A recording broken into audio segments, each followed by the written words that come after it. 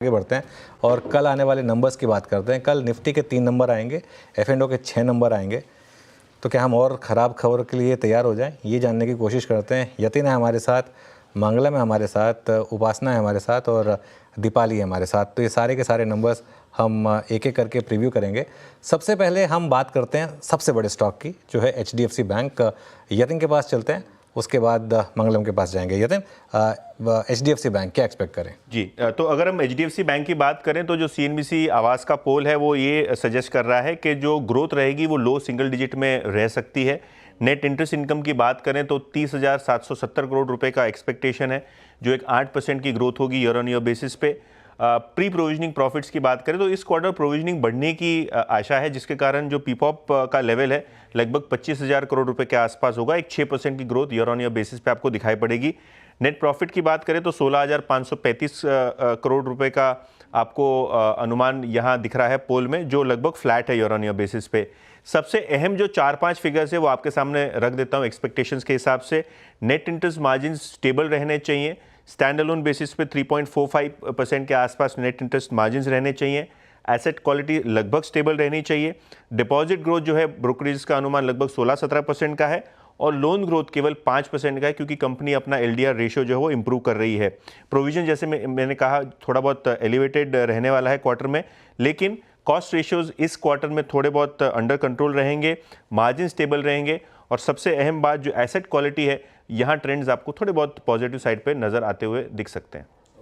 तो चलिए, तो ये इस समय यतिन की प्रोप्राइटरी रिसर्च HDFC बैंक पर क्या कहती है ये आपने जान लिया। चलिए अब मंगलम के पास चलते हैं और जानते हैं कि HUL के नंबर्स कैसे रह सकते हैं। मंगलम, गुड आफ्टरनून, बताइए। Good afternoon. मेरी प्रोप्राइटरी रिसर्च के तहत मैं बता सकता हूं कि स्टॉक जो है 22% नीचे है अपने 52 वीक हाई से, और जो वैल्यूएशन है उसका 47 टाइम्स अपने हिस्टोरिक वैल्यूएशन से थोड़ा डिस्काउंट पे, पर ग्रोथ भी उसी हिसाब से कंपनी डिक्लेयर कर रही है। तो अगर आप देखें तो थर्ड क्वार्टर में सेकंड क्वार्टर जैसी ही डिमांड रही है। 1 to 2% volume growth street expect कर रहा है, बहुत ज़्यादा कुछ एक्सपेक्ट नहीं कर रहा है। 2 से 3% प्राइस ग्रोथ आएगा। Higher raw material prices, delayed winter, ये सारी चीज़ों से काफ़ी तकलीफ होगी इस कंपनी को इस क्वार्टर में। तो हम क्या देख रहे हैं? 2.7% रेवेन्यू ग्रोथ, करीब 15,600 करोड़ टॉप लाइन पे।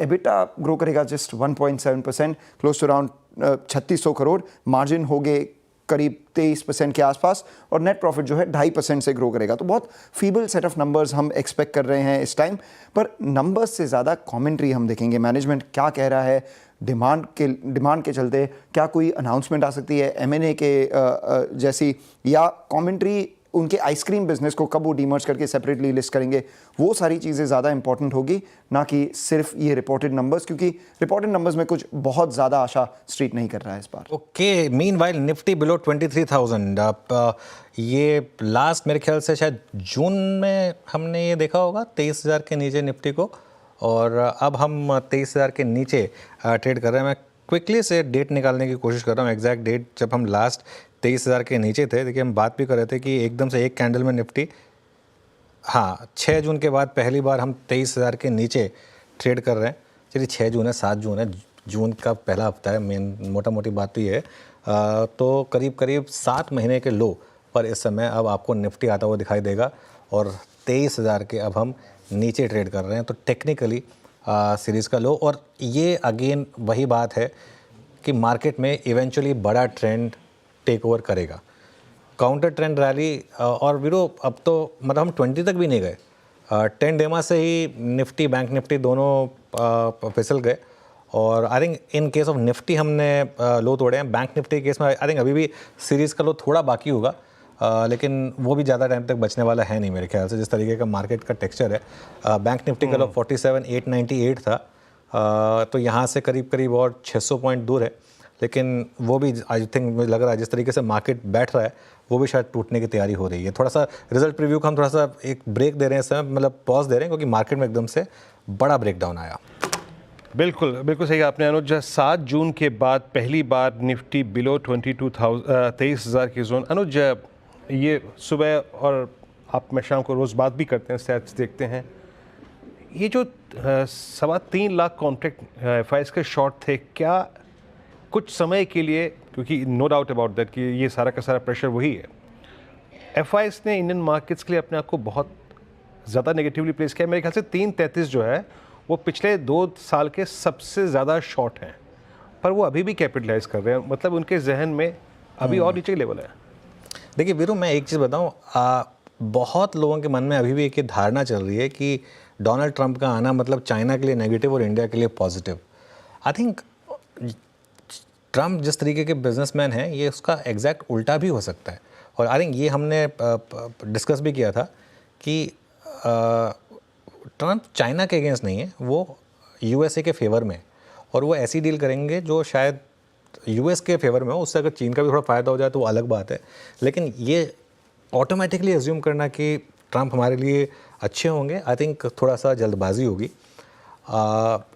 प्लस ऑब्वियसली हमारे यहाँ मार्केट में खुद हमारे इतने सेलिंग प्रेशर हैं, एक एक करके बड़े बड़े आइकन स्टॉक्स जो हैं वो गिर रहे हैं। जिस तरीके से पिछले कुछ दिनों में आपने कल्याण देखा, आपने ट्रेंड देखा, आपने और भी काफ़ी स्टॉक्स हैं जहाँ पर इस तरीके की जोमेटो देखा आपने, तो अर्निंग्स का प्रेशर तो है ही हमारे ऊपर। तो ये सब चीज़ें हैं, थोड़ा सा ये टफ फेज़ है मार्केट का, और ये भी गुजर जाएगा। अच्छा फेज़ आया था वो भी गुजर गया, ये ख़राब फेज़ है, और अच्छा फेज़ ज़्यादा टाइम तक चलता है, ख़राब फेज़ कम टाइम चलता है। तो ये बस ये हो गई दिक्कत कि ये 3-4 महीने तक ये ख़राब फेज़ चल रहा है।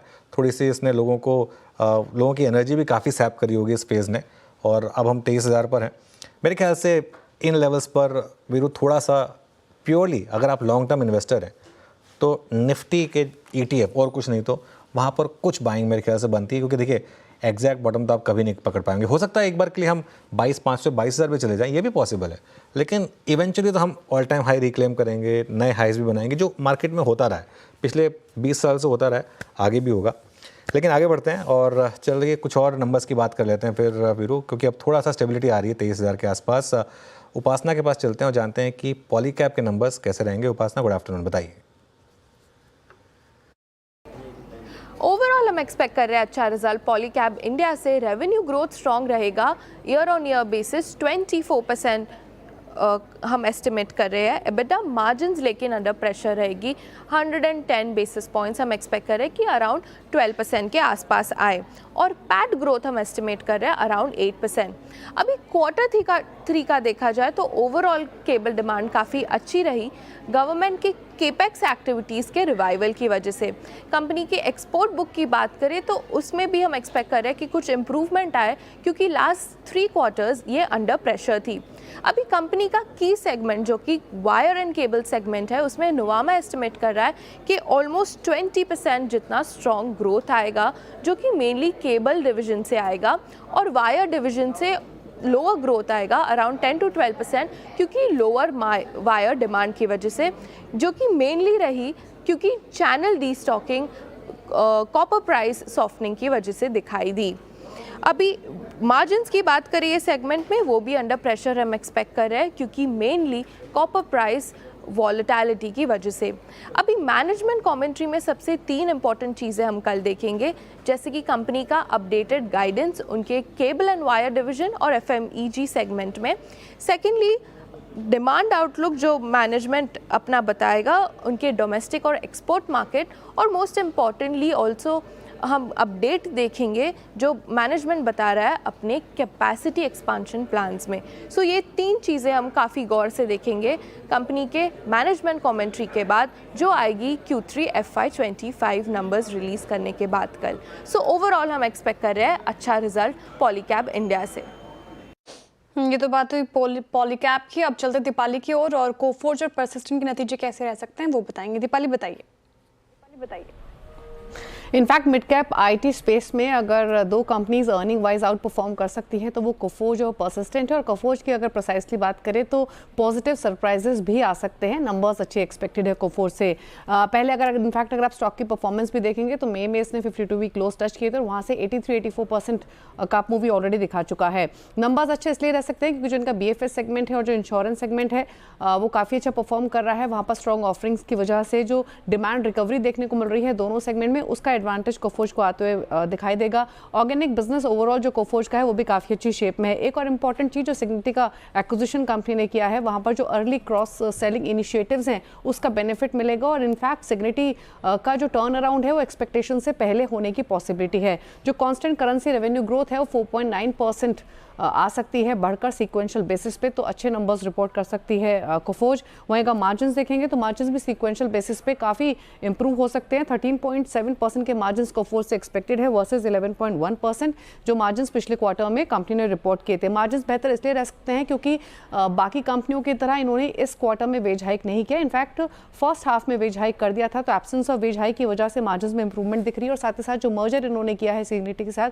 उसके भी लोअर एक्सपेंसेस की वजह से मार्जिन में काफ़ी अच्छी ग्रोथ देखने को मिल सकती है। इनफैक्ट अगर सिग्निटी के स्टैंड अलोन मार्जिन को देखें तो वो भी 18% ग्रो हो सकते हैं फोर्थ क्वार्टर में, ये एक्सपेक्टेशंस है। अब नजरें ये रहेंगी कि आगे के लिए सिग्निटी के जो क्रॉस सेलिंग बेनिफिट्स हैं वो कब तक प्ले होंगे। दूसरी तरफ जो टोटल कॉन्ट्रैक्ट वैल्यू है BFSI और इंश्योरेंस में, जो कि मेजर पोर्शन कॉन्स्टिट्यूट करता है कोफोर्ज के लिए, वहाँ पर किस तरीके की डील साइन की है, टोटल डील वैल्यू क्या रही है इस क्वार्टर में, और क्लाइंट एडिशन पर नजरें रहेंगी। वहीं अगर परसिस्टेंट की बात करें तो यहाँ भी नंबर्स अच्छे एक्सपेक्टेड हैं। जून में इस स्टॉक ने अपना 52 वीक लो टच किया था, वहाँ से ऑलरेडी इसमें हम 74% तक की अपसाइड देख चुके हैं, इतनी रिकवरी आ चुकी है।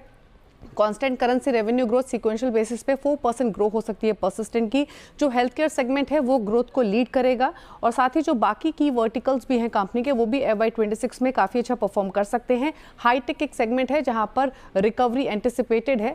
मैनेजमेंट की कमेंट्री भी इस पर्सपेक्टिव से आगे के लिए इंपॉर्टेंट रहेगी। वहीं अगर परसिस्टेंट के मार्जिन देखें तो 40 बेसिस पॉइंट इंप्रूव हो सकते हैं सीक्वेंशियल बेसिस पे, 14.4% ये नंबर रह सकता है। एंड अगेन कोफोर्ज की ही तरह जो परसिस्टेंट है, इन्होंने भी वेज हाइक नहीं किया इस क्वार्टर में, पहले ही कर चुके हैं। और साथ ही साथ जो इनके सेलिंग जनरल या फिर जो एडमिनिस्ट्रेटिव एक्सपेंसेस है वो भी कंट्रोल रहे हैं, जिसके कारण मार्जिन में इंप्रूवमेंट एक्सपेक्टेड है। आगे के लिए नजर रहेगी कि जो इनकी एनुअल कॉन्ट्रैक्ट वैल्यू है इस क्वार्टर में वो कहां स्टैंड करती है। हाईटेक और BFSI वर्टिकल को लेकर आगे का ग्रोथ आउटलुक कंपनी का क्या है, इन फैक्टर्स पर नजरें रहेंगी। लेकिन नंबर्स दोनों ही कंपनी से अच्छे एक्सपेक्टेड है।